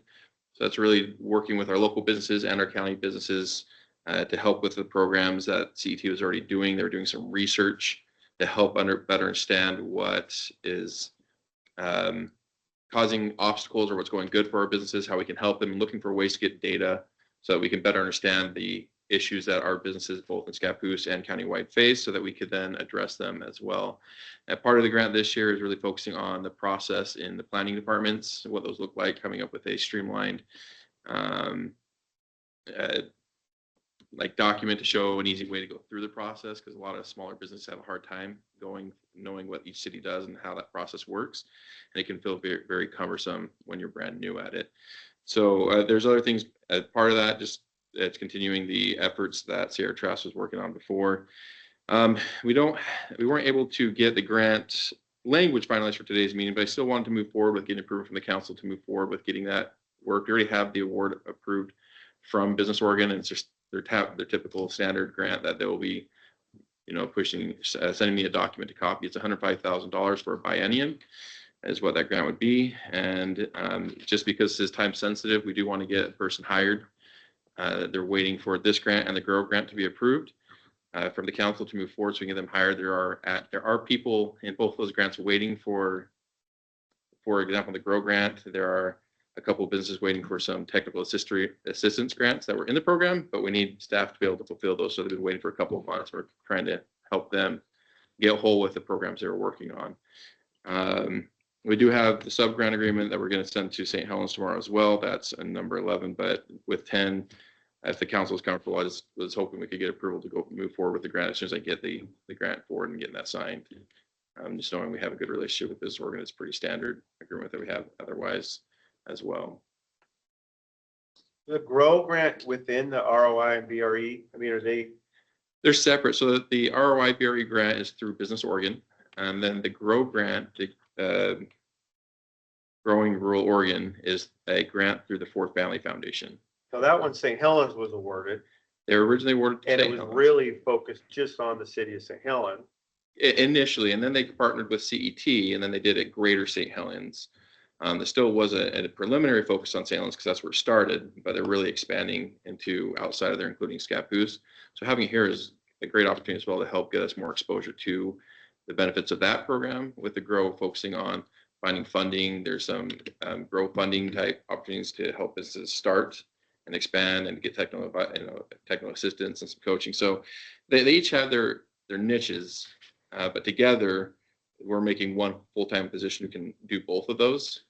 And we have talked with the Ford Family Foundation, talked with them on Friday to make sure they're on board with us going to Scappoose from St. Helens and explain our plan with them. They're on board. Say Business Oregon has already approved their side, they just haven't sent over the document yet. So as soon as we get this approved from the council tonight and then St. Helens tomorrow, we should be able to go forward and getting our full-time equivalent hired. We have somebody who is already working in that space anyways, so that we can keep those programs moving from the 2-month hiatus they've already been waiting on. So, and there's still going to be some time to get on board and get assets transferred over completely from CET, but it just helps us get there going faster. Council President Miller. Thank you. Ben, I just have a couple of questions here. So on page 2 of the report, Bates numbers 88 in the packet here, under physical impact. So you're looking to hire 1 employee right now, but under expenses it says 1 to 2. And then the paragraph under that explains some additional costs. Can you just talk through that a little bit? My only concern with this is just understanding what the full physical impact might be to the city's budget. It looks like the grants are going to pay for at least one of the FTEs, and there's some, 1 to 3 year type ranges in here, but can you give us a little bit better picture of what that looks like for the city's budget related to this project? Well, great question. So yeah, the grants should cover almost entirely, if not entirely, the 1 FTE. It might be within $5,000-$10,000, but that would go within what we were contributing to CET anyways towards economic development. And that if there was any override, that would be focused on Scappoose specifically. However, since I wrote this this staff report, I've talked to Ford Family Foundation, and there were additional funds beyond what I was expecting for this fiscal year that will even cover that further. So the initial plan should be completely covered through these grants. The reason I put 2 FTE is for growth that we're looking at to help grow some of these programs. And as we get additional funding through partnerships, we've already talked with the PUD, preliminary discussions with the county and other partners that were already supporting CET. If we can garner enough of those ongoing supports, we should be able to get additional help to continue to build our programs and to help also here in Scappoose as well. So the goal would be anything outside of Scappoose completely funded from grants or partnerships. But then we also have the opportunity, if we want to put additional focus on our own businesses beyond what we're doing with these programs, that we could also have that option. But that wouldn't, I wouldn't expect the partners to fund Scappoose specifically. That would be us trying to grow our own program if we wanted to. So we naturally get that. Scappoose is part of the county. We're going to get a lot of these things is helping us. It's just if we want to do additional focus beyond what we're doing, that was where I was trying to indicate. Then that'd be up to us to allocate some additional funds to that. Okay, thank you for that. So my only thing that I want to put on the record here, and hopefully the rest of the council will agree with me, is that I would hope that we place an emphasis on trying to make this self-sustaining on the finance side, so that we continue to fund this position with grants. Just with the long-term outlook of the city's budget, I just want to put that out there as a precaution that we continue to fund these positions, this position, if it becomes these positions, that we make a very concentrated effort on trying to fund this program using grants. If it becomes that the city's budget is, in a different situation long-term, that's a different story. But with the information that's available right now, that would be my ask and what I'd like to put on the record. No, absolutely, I agree with that, and that is the intent of where we're going with that. There are several potential years beyond these initial grants. GROW has another potential 2 that it can go, just that grant alone, and then ROI additionally has, I think, 2 more rounds that we can go with those as well. So there is several years timeline that we could, but in the job that we are working with to get hired, it is a part of the job description that this is a grant funded position and is dependent on grants or other sustainable funding. So that is the route we are going with these programs, is to make sure it is supporting the county and the city, and supported by the county and the city for the benefit of everybody too. So. Okay, thank you. And with it, Council, go ahead, Councilor. But I would add, Tyler, there, if we're asking everybody else to contribute, there probably will be a little bit of our own contribution as well, just like we were with CET. Yes. Okay, we're yeah, bringing it to I just, sorry, there's a little bit of delay. I don't mean to talk over you. I just said thank you. I don't have anything further. Thanks. Yeah, and hopefully that if St. Helens, Rainier, any of them come up too, they will be providing some funds and grants opportunities too. They're looking for grants as well that will help. Right, and we're actually looking at several different options to provide sustainable funding, but we have, the great point is we do have some time that we can figure that out with these as our anchors right now. Should give us at least a year, if not up to 3 years, to figure out some sustainable financing with partners to help these programs and other programs continue long term, like with the SBRC or some form of the ROI or GROW or something similar to that we can keep the economy and our small businesses having support to help them grow in our rural area. So Ben, you just want a thumbs up, correct? I do want to, yeah, I do want approval from, so a vote would be good, just so that I can give that to business owner if they need that council supporting of that. For sure with the GROW, the next item we want that because it is a sub-grant partnering through Ford Family Foundation through St. Helens. They're all kind of partnering together to make this happen.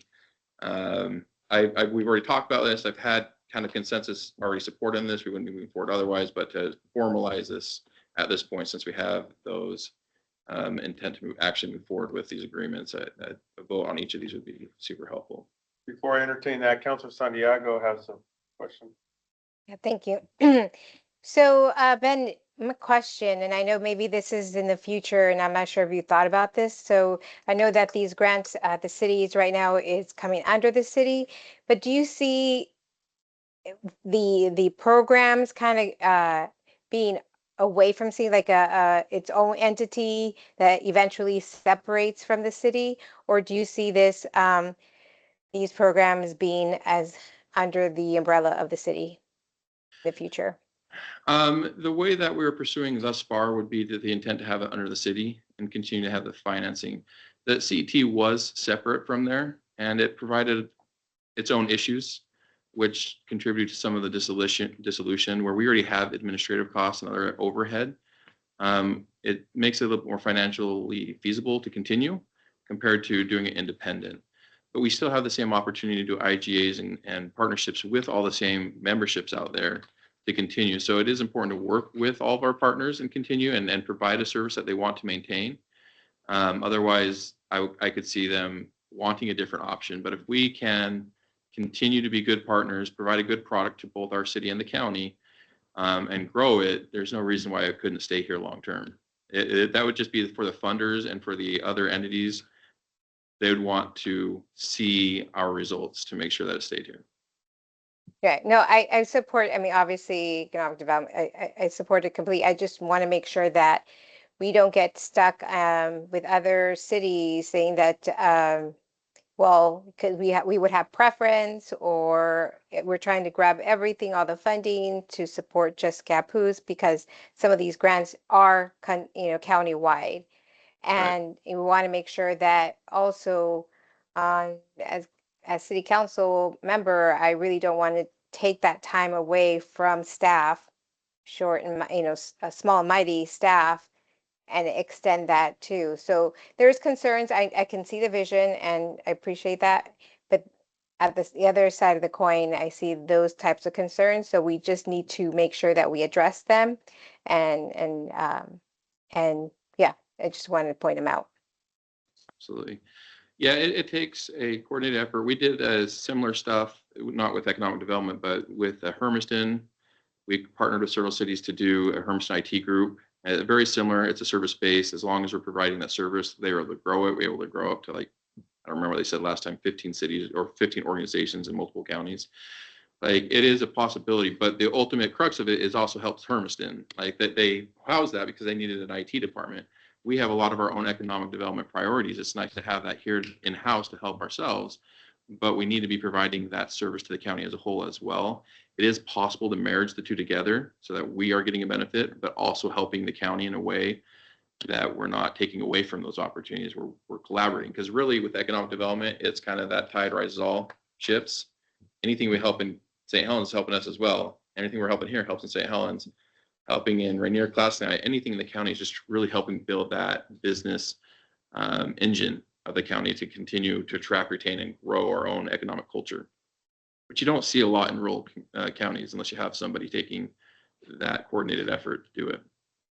And if we do a really good job Thank you. about the businesses that can come, the taxes, the fee, the SDCs, all that stuff, it should be really good for the city. Right, and then when we get to, once again, the long-term vision is to have additional support just here in Scappoose, and be able to help the county separately. And that having that whole team be able to collaborate together, we can provide more services to help ourselves and the others. But as we get some additional like TLT stuff in, we develop our industrial area and the commercial areas, there's just additional opportunities that we could get some financing to help fund our own groups or to help start Main Street programs or whatever. So there's a lot that we can do with it. There's right now it's a lot of possibilities, but that's for us to unweave at this point as we go forward. We have the opportunity is what we're looking at. The exactness is to be figured out.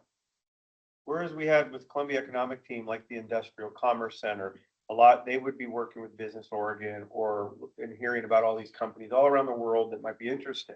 That will be more focused on us. We'll be having to have those conversations. We got to kind of help market, and the owners of the property, they're going to be trying to market that property. Right, and it's actually in a positive light. What's fun about this is this really opened up that whole regional collaboration a lot more, where the cities, the county, and business partners are working together as opposed to through a middle person. So as we have somebody coming into the city, we'll be working with the port. They have Portland here. And we already worked before, but this is actually a collaborative effort that we're working with them. We've already had several meetings with the PUD, the port, the county, and everybody together saying, how are we going to work with people as they come in and are recruited? How are we going to recruit? How are we going to do these things that CU is doing, but as a group? And it kind of shares, it makes more information more available and more people thinking about it, more people looking into it as a proactive approach as opposed to through a third-party organization. I've seen it be very successful in other areas, in other counties, usually in rural areas. We just have to keep that synergy going together to make it work. So, I think your background is very beneficial for that, for economic development stuff. Looking forward to it. Tyler, do you Tyler, still have a yeah. question? Yeah, I just want to clarify something. Ben, what exactly is the approval that you're looking for tonight? Because there's a couple different things going on here, and I just want to make sure that we capture everything, because I don't see a recommended. Right, the first one for resolution the language on this ROI, one. yeah, the first one for the ROI is just a recommend approval from the council to sign the grant agreement as soon as I get it. JD8 has a recommendation, I think, Tyler. What? No, it doesn't have the wording. It just has a more Yeah, I didn't generic. put the wording in there. I should have put in there. So there's two different recommendations. One is for the ROI to do that as we get the grant agreement with Business Oregon. The second one would be to actually approve the sub-grant agreement with Grow Program, which is the next topic, but they're kind of together. So we're looking for a motion to approve County City Manager Ben Bergener to work with Business Oregon to finalize and sign the grant agreement for the ORI and BRE program, and approve City Manager Ben Bergener to sign the included sub-grant agreement with the City of St. Helens. Yes. So I'll make the motion, and then it looks like Jeanette has a question, but we can second it if there's a second, then we can move to discussion. Yeah, I'll second. Okay. My question is, Ben, so I didn't see it in here, but regarding the Ford grant, what is the obligation, deliverables? Can you, because it kind of came after, but what are the deliverables for the Ford grant? For more information, I didn't see that. Yeah, I can get you more specifics. I don't have those in here. It's through the St. Helens. They're Ford Family Foundation grant application is really short and doesn't have a lot in there, but it's in essence, I can forward it to you. It's just Well, building this just program. for the record, we're going to approve it, going up, it would be great just to have it on record. What is that for grant? What is our obligation as a city? What do we have to deliver? Yeah. Give me a minute. I could probably see if I can pull that up. So did we make a vote or a motion for 10 and 11 together? You could do it together. Or That's did we? perfectly fine. I think we just did. There's no two sub-grant agreements. They're just Right. Yeah, two different, one through Business Order, one through St. Helens. I mean, let's see if I can find it. It's just fulfilling the GROW program that St. Helens and CET was put together, which was working with businesses, local businesses, to work with them to find technical assistance grants and to help them find opportunities to build their business through. There's a optional lending. It's actually super vague. It's just really working with businesses to find ways to help them grow. Hence the name of the GROW Rural Oregon. And so it's really open to how we do that. We just have to give them feedback of what programs we have implemented. There's a committee that they already have to give advice of what we can do with those. Most of what they've done is through business consulting or work with business. They have found lending opportunities to help businesses obtain their next level wherever they're going to go to, with technical advisory grants or through lending. They have a lending agreement. That is the basic where they're at now, but we can take it further than that as well.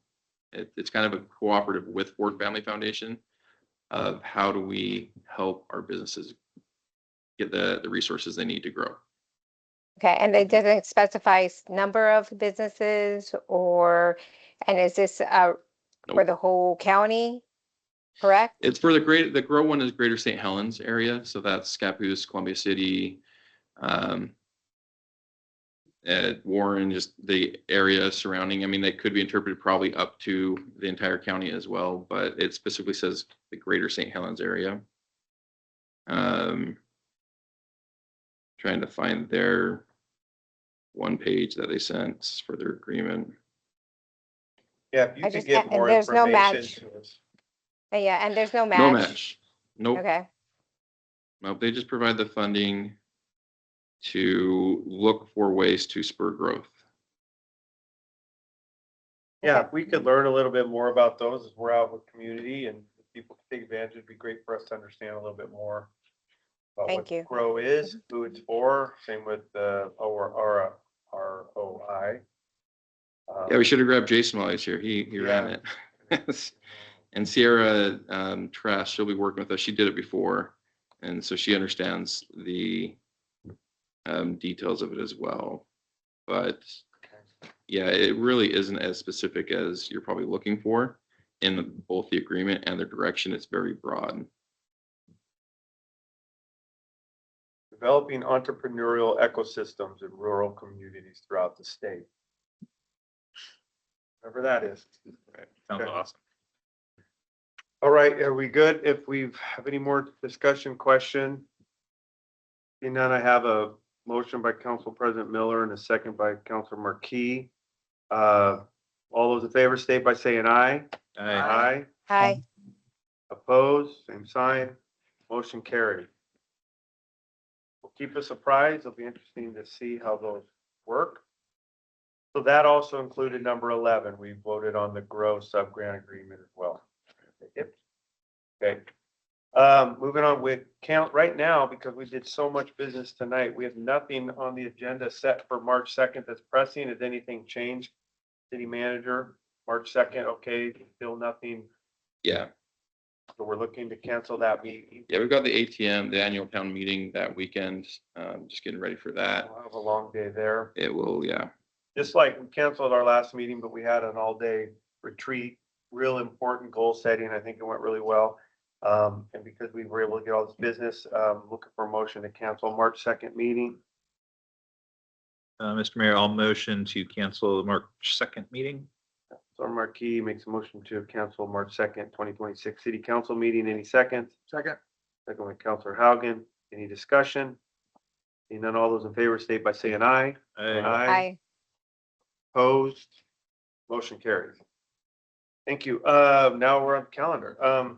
It's the 17th. I think what that gentleman was talking about public county was the EDC meeting at noon was probably the one that he was interested in coming to. Planning Commission on February 26th, at 7 p.m. We do have the all-town meeting Saturday, March 7th at the high school, 9 a.m. March 12th, a Planning Commission set for 7 p.m. We do have an urban renewal committee meeting on March 16th, time at a later date, and then council meeting following at 7 p.m. EDC meeting March 19th at noon, followed by Planning Commission at March 26th at 7 p.m. City Manager Ben Bergener, any updates? Yes, just real quick. The first one, been working with Council President Miller and Chief Llewellyn here. We're looking, and Councilor Miller had mentioned it last time, at pursuing some grants. I'm just trying to get ahead of the ball. I'm not sure on the specific grant we're going after, but sometimes grants require council support. And I just want to make sure that if it's needed, because there's a time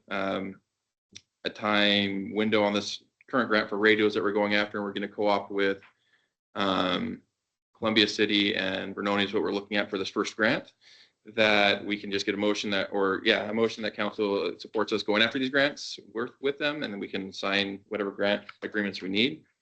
As we work through that, we're working with Lexipol as a grant writer for that. I haven't worked with them before, so I don't know what they require in their grant process. I'm just because it is, Tyler, when's the grant needing to be applied by?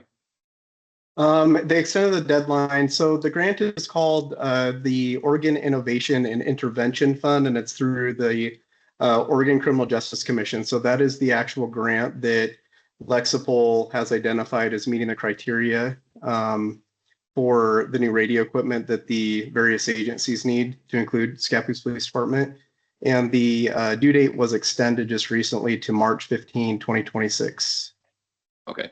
Yeah, so it'd be before our next council meeting. I just want to, so we can get that grant applied for, just approval that you're okay with us going after that grant and working with the other cities through IGAs, whatever we need to set up whatever we need for that grant application.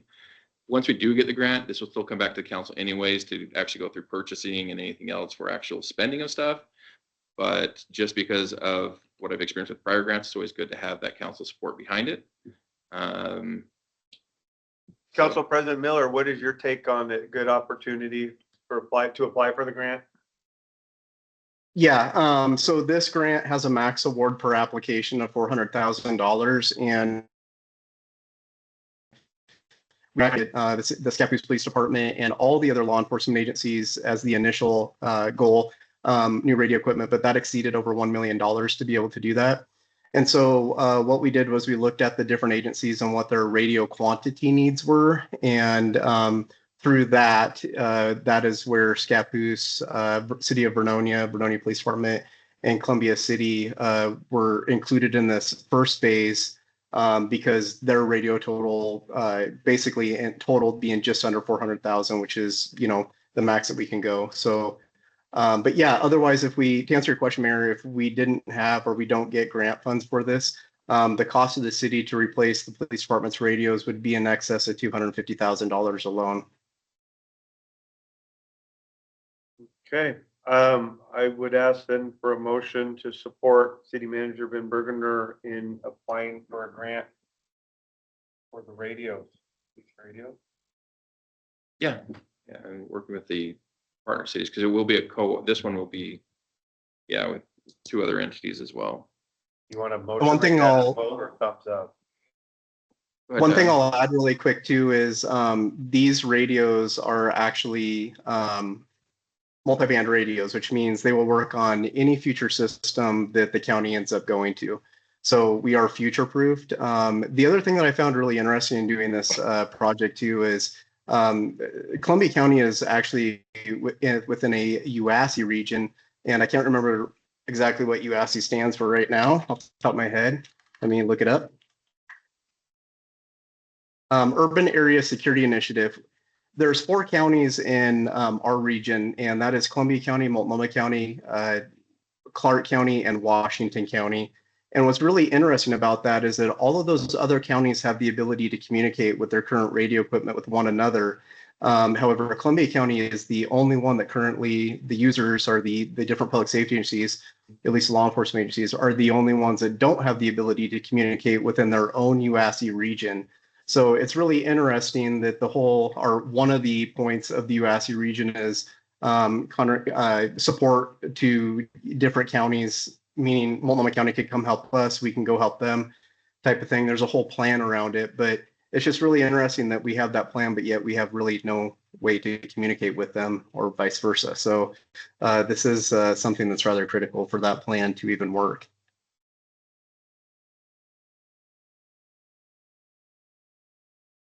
Hey, I'm looking for a motion then to Jeanette approve. has the I have council. a Oh, sorry, quick- Councilor Santiago, please go. I have a quick question, just a process question. Can we make a motion or approve a motion if it wasn't in the agenda? Just asking.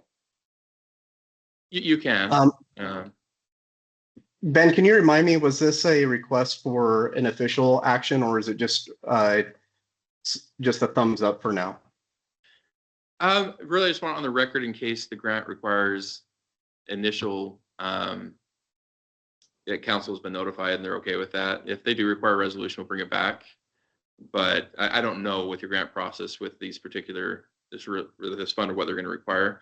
But typically, as long as we have the council support ahead of time, if they do require a resolution, we can say, hey, we've already got their support, but we'll get the resolution on our next meeting, which is right after the submission deadline. They're usually pretty flexible with that.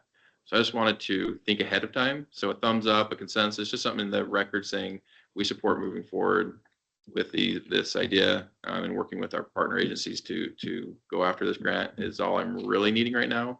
Doesn't need to be a formal vote, formal action, but more that consensus or discussion that we're okay with that since there's a short time. I was only, we just were notified this on Friday. It was after packets were already out, and further, I only got some of the stuff this morning, I think. So we're still working through it this time. It's new, but there's not a lot of time. Mr. Mayor, I move we give thumbs up to City Manager Berger for the radio grant program. Do I see thumbs up? Yeah, we're good. Okay. Consensus to move We got a forward. consensus. Okay. And again, we all believe that if we do get awarded, that you'll bring it back and all the information, we'll look into it. Yeah, we'll do a lot more. I just don't know their grant process yet, and I don't want to be held up on a procedural issue. Thank you. The other one, just in talking, so if we look at our finance documents here, just for clarification here, if you go to our general fund, you look in the 2025, 2026 activity, you scroll all the way to the bottom there. Under retained earnings, there is a positive retained earnings that is year-to-date spending, which at this time is $528,459. Last year or last month, it was higher than that. That is a positive number, not a negative number, and does not include any cash carryover, any reserves. That is our operation budget year-to-date, and it is positive, not negative. Just for clarity, and it was the same thing last month, and you can refer to it here with a positive number. A negative number will typically be in parentheticals for clarity's sake in our financial report. And that is the line item right there under retained earnings showing a positive year-to-date number. Other than that, just real quick, I did get that grant agreement from Ford Family Foundation as we were talking. It is 8 items. It says for these specific purposes, there's no special use. Funds will be dispersed according to the schedule below, which is $100,000. No financial conditions, so there's no contribution or a match required of that. And just, it doesn't have specifications what that money is for other than to help businesses. So it's a super broad requirement, but it's working with them live as we work through this and come with different ideas as we continue to go. So It's more of a program that we're signing into as opposed to a specific deliverable with numbers and other things that have to be hit a certain way. So Great. Anything else? Anything else? that's everything on my side. Thank you. Chief Llewellyn. Good evening, Mr. Mayor, councilors, people in the A audience. bit to talking. Yeah, I know. Two And hours. also though, so, real quick for the police department, we still got our 2 officers doing great in their FTO or field training process out there in the field. So super happy about that. On Super Bowl Sunday, Scapa Police Department participated with our friends with Oregon State Police. We do a emphasis throughout the county, which was, successful, just showing, a current increased police presence around there altogether too as well. Thank you guys for the support for us looking at the radios. We have a lot of equipment we're trying to modernize and bring up to current standards. And just reference the public comment about the flock system. Our police were pretty transparent about it. I think I placed inside the packets too as well. Hence why there was public comment today to be able to talk about that. But in the end, it's really designed to provide better service to our citizens and to make sure that they're protected from crime and help interfere work with that. So we just had a recent armed robbery that occurred with one of our hardworking business owners, and Highway 30 is a major four-way with people coming in and outside the city. So we'll be able to help identify potential leads. So assailants like that can't hurt or injure anybody else. So we're going to keep looking at that. And I said it before, I said it again on record. We're going to be able to open this up and bring your questions, look forward to answer them in the near future. But besides that, that's all I have for tonight, 10 minutes ago. So thank you. Thank you. Chief, Tyler, student rep Tyler. Hi, it's been a while.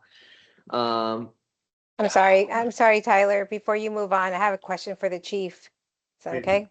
Yes, Counselor. I just want to see if it's a typo and the traffic stops.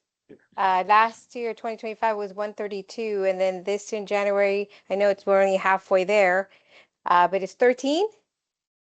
Yes, I don't know if that necessarily is a typo. We get the information for our computer aided dispatch or from the CAD system that's provided for us from CCOM from there. So Oh, I can double check into that. So I will say that we do have more people coming through training and been doing other investigations though that we've been placed on Facebook. It calls a little more investigation, but I'll have to find out, I'll let you know next meeting for sure. yeah, because we've had several collisions this on Highway 30 recently, and so people need to slow down, and then the weather is getting worse, so.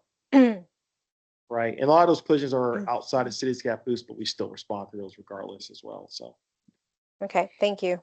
no problem. Thank you. Oh, All right.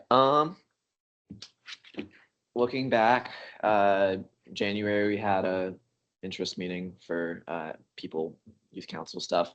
I've got a pretty good list. I'd say about like 8 people, and about 8 people who signed up, and then like 6 people who seemed like genuinely interested in the position that I hold now and the stuff that we're planning. Sorry I couldn't be at the retreat. I was reading through this and it seemed like missed out on a lot of cool stuff.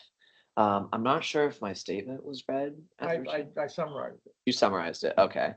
But basically I was saying that potentially expanding this position to multiple people based on how much demand, and there's somewhat demand. And then also planning a trip down to the state capitol, which we did. I saw Joel emailed, what was her name?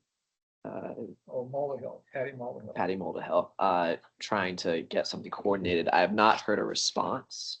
Well, that was contingent on moving ahead with the youth council, and I think the conclusion is that this coming year, we'll just try to replace your position, and we've got this a wealth of applicants this year for next year, so that'll be really positive development.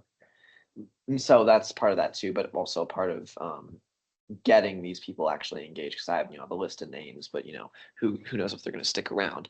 So part of getting that is getting some kind of city event that I can help boost engagement with, like what we were planning. And so I think it's just a talk with me and you, Joel. Maybe we can encourage them to come to a town meeting. Yeah, I was going to say that too, but I don't want to completely abandon the the idea of going down to the state capitol. I just want to see if that's feasible or not with going forward. I think that's it. Thank you. Counselor Ryuda. Thank you, Mr. Mayor. With February half over now, and the weather having been somewhat mild until this evening, we're starting to see the migratory birds begin to move. And I've been spending a bit of time out on the east end of the Crown Zellerbach Trail, which is a very popular Oregon-Washington location for local bird watchers. Also at the water treatment plant, where there's a lovely platform that overlooks a pond. And it's clear that the ducks are beginning, some are going out from the winter and some are coming in for the summer. So I hope that the citizens of Scappoose take advantage of these wonderful wildlife viewing recreational opportunities that our city and its surrounding area affords. That's all I have. Thank you. Found something for maybe you to do. Great. Turn off your lights Parked too. out there. For the birds, turn off your lights. Oh, yes, yes, lights out for the birds. Yeah. Councilor Marquis. In the interest of time, I've got nothing. Favorite, Councilor Haugen. I'll go quick, so we'll make the deadline here. We're still working out the wrinkles for the Rotary student recognition so we're in a timely matter, but I'm just gonna do a quickly share this February's Rotary student. Kenna Hogue, Scappoose High School senior. She leads by positive example, demonstrating honesty, kindness, earning the respect of peers and faculty alike. A dedicated and driven student, she is currently a 3-sport athlete competing in varsity softball, varsity volleyball, varsity basketball, and considering continuing her career in college. She consistently strives for improvement and demonstrates strong leadership, but as ASB president, she maintains an impressive 4.24 GPA, and her favorite subject is mathematics. She enjoys it for clear and logical problem solving. Actively involved in National Honor Society, Birding Club, Friendship Club. We see you, Future Business Leaders of America, FBLA, where she serves as a secretary, and she's still deciding on her college of choice. She's applied to Stanford, University of San Diego, Olympia College in Willamette. She plans to earn a degree in neuroscience and attend medical school.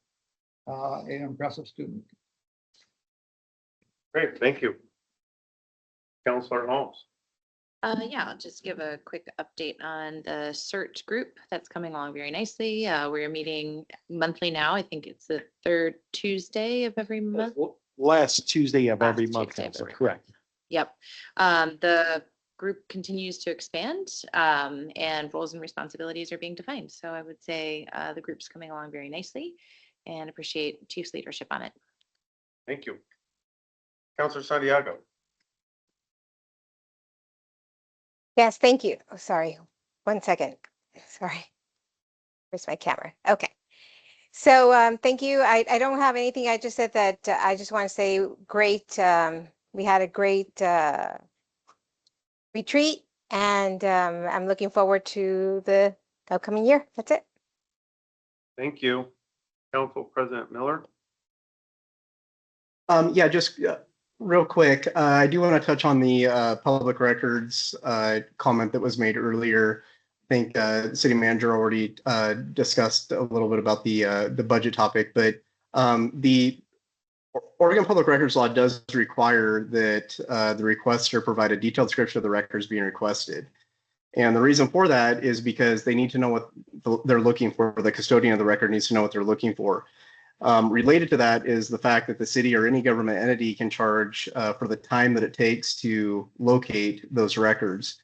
And so without a detailed description of what the record is that somebody is requesting, then of course the amount of money or the charges to the person requesting those records rather is going to go up. And staff also, of course, cannot read the minds of what records that somebody's looking for. So it is important that if a citizen or whoever is requesting a public record, that they do specify and describe exactly what record they're looking for, especially with all the various different file systems and custody systems that we have of records in city government. in the interest of time, I'll keep it to that. Thank you. Thank you.